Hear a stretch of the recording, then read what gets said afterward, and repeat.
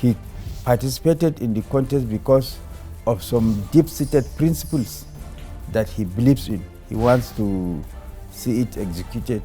So there's nothing wrong with it. It's democracy is at play, and at the end of the day, the principle of magnanimity in victory and gallantry in defeat was embraced. You're watching the Hallowed Chambers on TVC News. I am Tahiru. Adieu. With all 109 senators elect present, the Clerk of the National Assembly begins the business of the day by first reading a proclamation that signals the first plenary session for the 10th Senate. It is a moment greatly anticipated by the lawmakers as they are all eager to get on with the most important item on their day's schedule, which is the election of the man who will preside over the upper legislative chamber. He has the rule, he has the order. Guide us rightly. Guide us rightly. The Clerk of the National Assembly calls for nominations for the position of the President of the Senate. Senator Godswill Akpabio and Senator Abdulaziz Yari are chosen as the only contenders. Akpabio. Akpabio. Akpabio. Akpabio. Yari. After a keenly contested election, Senator Godswill Akpabio emerges winner with 63 votes to defeat Senator Abdulaziz Yari, who got 46 votes. He is returned duly elected as the President of the Senate. It was a straight win for Senator Barau Jibrin, as he also emerged unopposed as the Deputy President of the Senate. By swearing the oath prescribed in the 7th schedule of the Constitution, the 10th National Assembly took off in full swing, empowering the newly elected presiding officer to perform his first duty. I do solemnly that I will be faithful and bear true allegiance to the Federal Republic of Nigeria, that I will preserve, protect, and defend the Constitution of the Federal Republic of Nigeria. In his inaugural speech, the new President of the Senate, Godswill Akpabio, gives his colleagues a hint of what to expect and the legislative agenda for the 10th National Assembly. I want to assure Mr. President that no matter what name the Senate is called, we are here to do national duties. This Senate is about Nigeria and Nigerians. And so long as the policies that come to these chambers concern the empowerment and upliftment of Nigeria, we shall dwell and deliberate and then have robust debate on them with public hearings. It was an exhilarating moment for supporters, visitors, and indeed the new lawmakers who expressed their views on the outcome of the first plenary session of the 10th Assembly. I will take this opportunity to wish the new President of the Senate and the new Deputy President of the Senate very successful tenure. And for me, I have the role of ensuring that I contribute in whatever way I can. It shows that I've been interacting with them very well. We've been brothers and sisters, and they showed me something that I can never really take it for granted. Everybody will be on his lane to do his work, and all of us will pursue the common good of Nigeria and the common good of Nigerians. Plenary is adjourned till Wednesday, 14th of June 2023, when the Senate is likely to announce the names of other presiding officers. Bear true allegiance to the Federal Republic of Nigeria. A roll call of members-elect kickstarts the business of the day. At the end of the exercise, 359 members-elect are on seat, leaving the seat of the deceased from Taraba State vacant. And that I will abide by the code of conduct.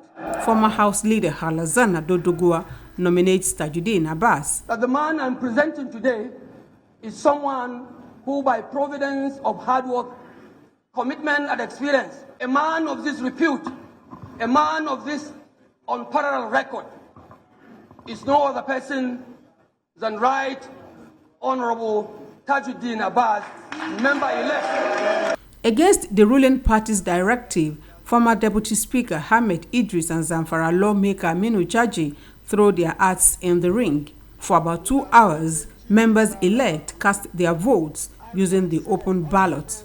It's a landslide victory for Tajudeen Abbas as he posts 353 votes, leaving Hamid Idris and Aminu Jaji with 3 votes each. I, Abbas Tajudeen, do solemnly affirm that I will be faithful and bear true allegiance to the Federal Republic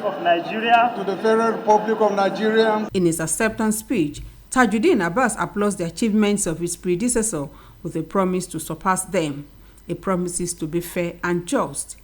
In the few weeks, we shall be reeling out the legislative agenda that will shape the 10th House of Representatives.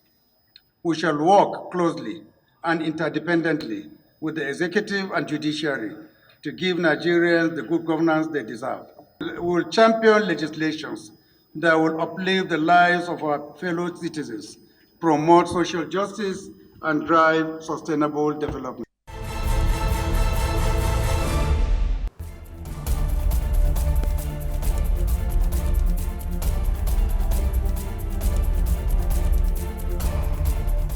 You're still watching the Hallowed Chambers, and I have with me here a very special guest who was a member of the House of Representatives and served for 5 terms, and now he is a senator representing the good people of Borno North Senatorial District. His name is Senator Mohammed Tahiru Mungunu. It's good to have you on the program. It's a pleasure meeting you. And then congratulations on the inauguration of the 10th National Assembly. Thank you very much. We saw that the position of the Senate President was keenly contested, and eventually Senator Godswill Akpabio emerged as the Senate President. Now the elections are over. What would you say about those that lost out? Do you think they've gotten over what happened? I'm talking about Senator Abdulaziz Yari. Do you think he has gotten over what happened? And do you think he and his other colleagues who supported him would be ready to work with the new man on the seat of the Senate President? Well, what happened during the contest for the office of the Senate Presidency is a normal occurrence in a democratic dispensation. The contestation for power is not an invitation to a tea party.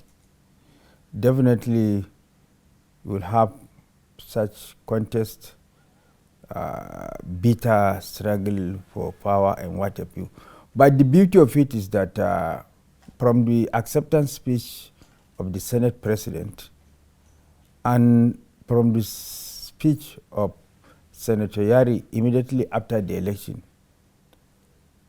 clearly shows that the principle of magnanimity in victory and gallantry in defeat is in play, because the Senate President immediately after his victory extended an olive branch to all and sundry, those who voted for him and those who voted against him, to coalesce into a single force with a view to strengthening the Senate, stabilizing the Senate for the purpose of making very robust laws that is in tandem with the wishes and aspirations of Nigerians.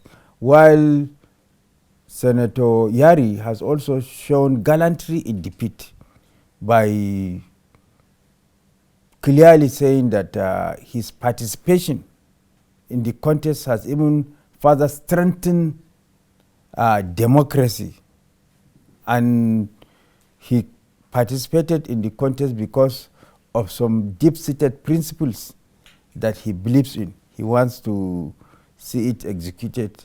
So there's nothing wrong with it. It's democracy is at play, and at the end of the day, the principle of magnanimity in victory and gallantry in defeat was embraced wholeheartedly by both the winner and the person that was defeated. So there's no victor, no vanquished. It is democracy that is victorious at the end of the day. Right before the inauguration and elections, we actually saw a lot of lobbying going on. We also saw even the president himself get involved in talking to the lawmakers before the elections. And during the elections, we actually saw how it played out in both chambers of the National Assembly. It was a smooth win for Honourable Tajudeen Abbas in the House of Representatives, but it was slightly different in the Senate because we saw that contestation between the two contenders. Why was it so difficult for the Senate to have a consensus? Well, you know, the Senate consists of people that have reached the pinnacle of their career, people that are well-rooted in their beliefs, as compared to the House of Representatives, where you have the youthful exuberance, the youthful vibrancy, and what have you.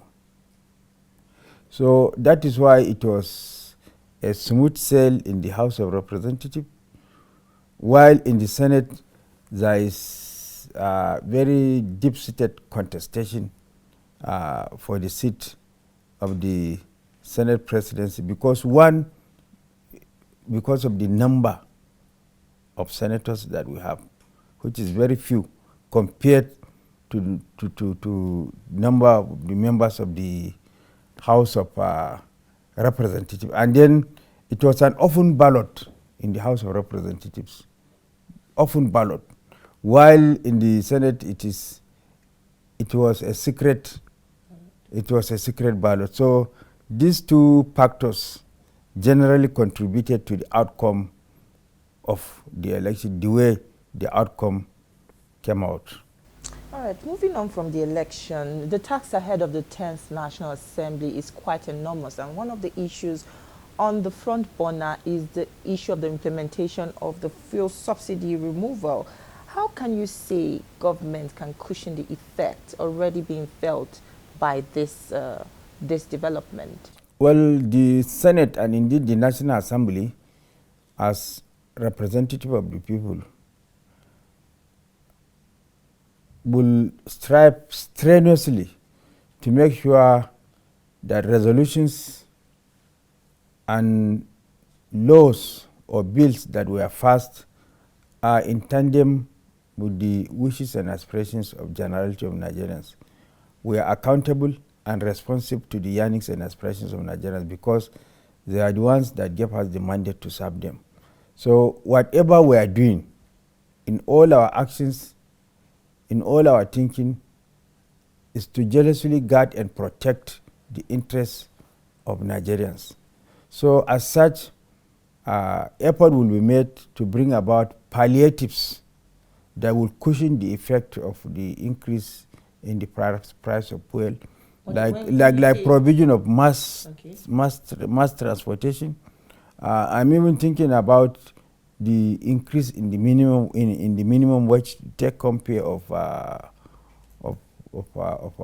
Nigerian worker and what have you, with a view to cushioning the effect of this increase in the fuel subsidy, because we have to be realistic. It has really astronomically shot off the price of goods and services, and there is no way we can defend a situation whereby the wages of workers will be growing at arithmetic progression while the prices of goods and services will be growing at geometric progression.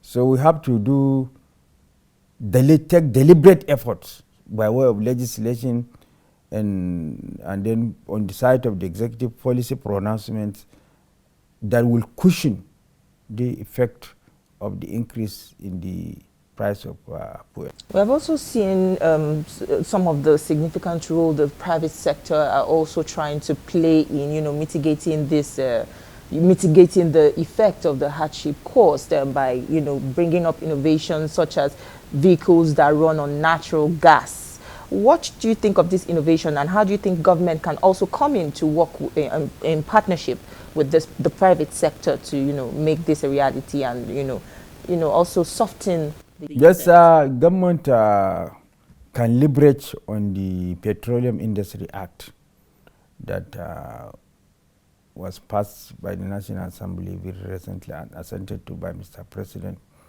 Can leverage on the Petroleum Industry Act for the purpose of complementing the effort of the private sector, but more especially with regard to utilization of gas for the purpose of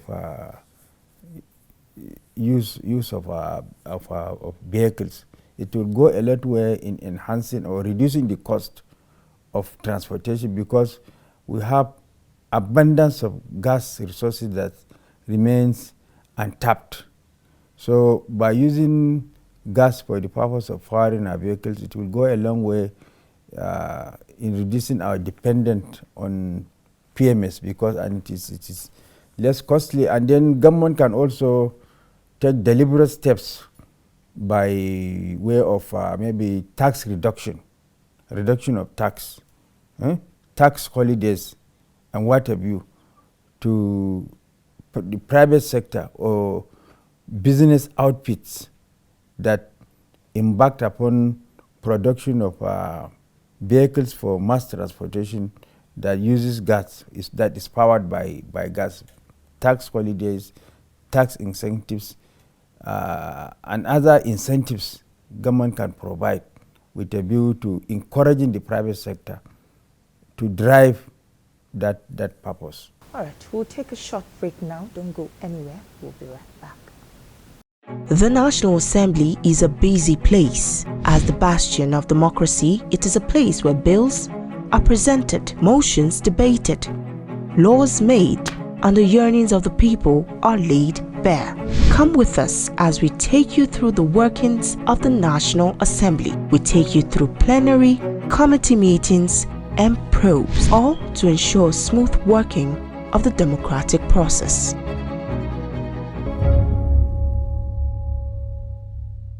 Glad to have you back. If you're just joining us, we have been speaking to Senator Mongunu, and he has been telling us all about the inauguration of the 10th National Assembly and other sundry issues. Now let's talk about the first step of President Bola Tinubu's administration. What is your assessment of this so far? Well, my assessment is that Mr. President has kept pace with the renewed hope agenda, which he sold to Nigerians, that eventually culminated in his election as President of the Federal Republic of Nigeria. So he has kept faith with that. He has kept faith with Nigerians. And so far, all the actions that he has taken, for example, more particularly, the removal of the fuel subsidy, the bringing about of single exchange rate, all these are issues that will go a long way in strengthening the Nigerian economy. For example, the issue of fuel subsidy. We are subsidizing neighboring countries, and it is not Nigerians that benefit from this issue of fuel subsidy. It is our neighboring countries and a cabal that mostly benefit from this subsidy.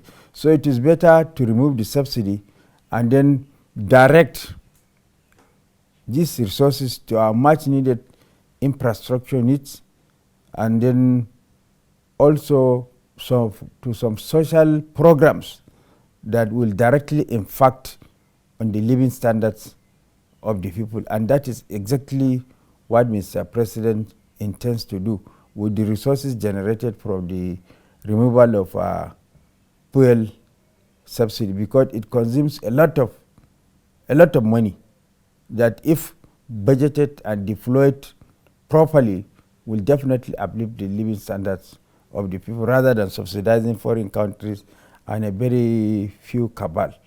So it's a good policy in the right direction. And then also the going back to the single exchange window will also go a long way in strengthening the economy.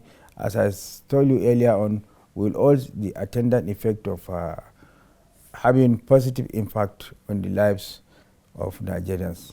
Another move by Mr. President that has gotten him a lot of accolades is the suspension of the CBN governor, Godwin May. You know, a lot of people see this as a welcome development. Do you also share this thought? Well, for Mr. Emefiele, well, the facts are very obvious. It's in the public domain.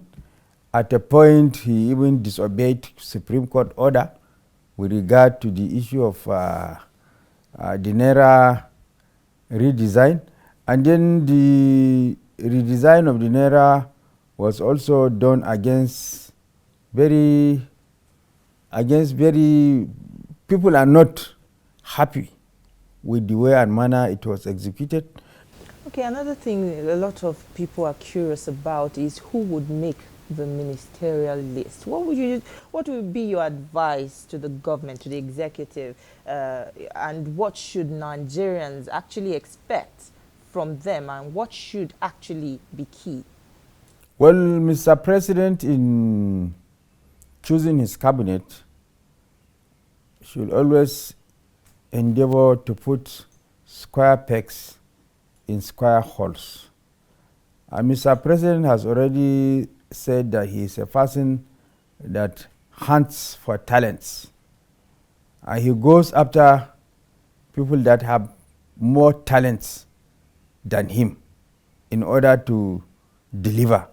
Mr. President is also known for that, based on his track record of performance as governor of Lagos State, and based on his track record of performance of surrounding himself with people that can deliver. It's very clear and obvious to all Nigerians that from his track record that Mr. President usually puts square peg in square holes and surround himself with people that can deliver.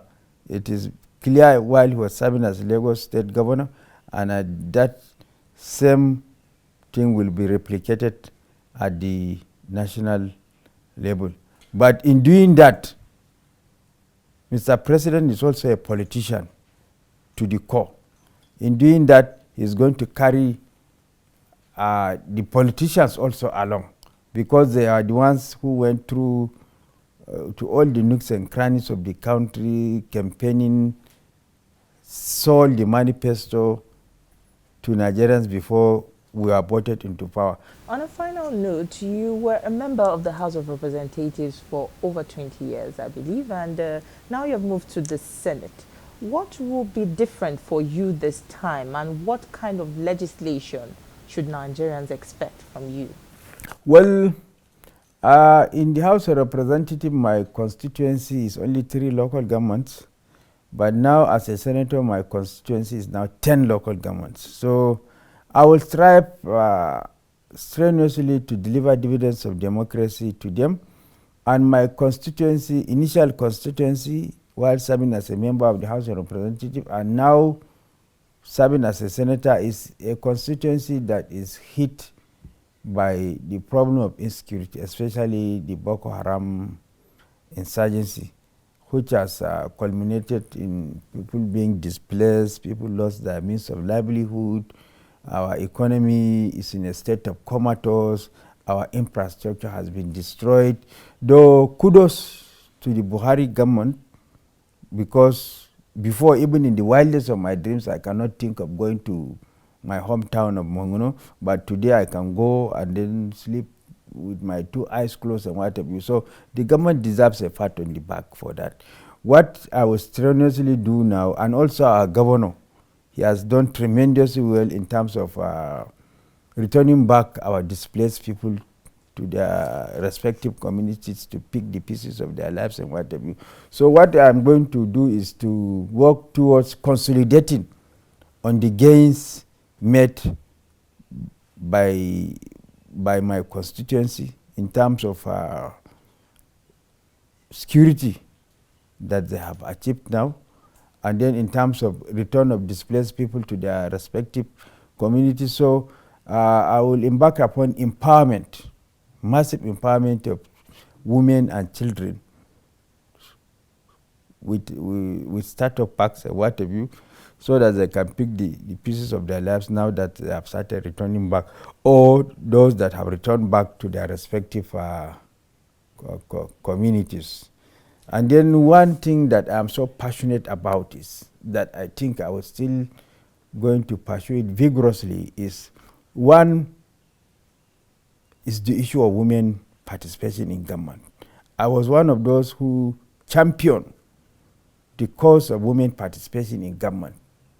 I was one of those who preached the gospel of women participation in government, and even voted in favor of all the bills, all the constitutional amendment bills that are in favor of women participation in government. So in the Senate, I'm going to be in the forefront of resuscitating those bills, lobbying and also championing the cause of women participation in governance, because we cannot afford to leave about 50% of our population out of our governance structure.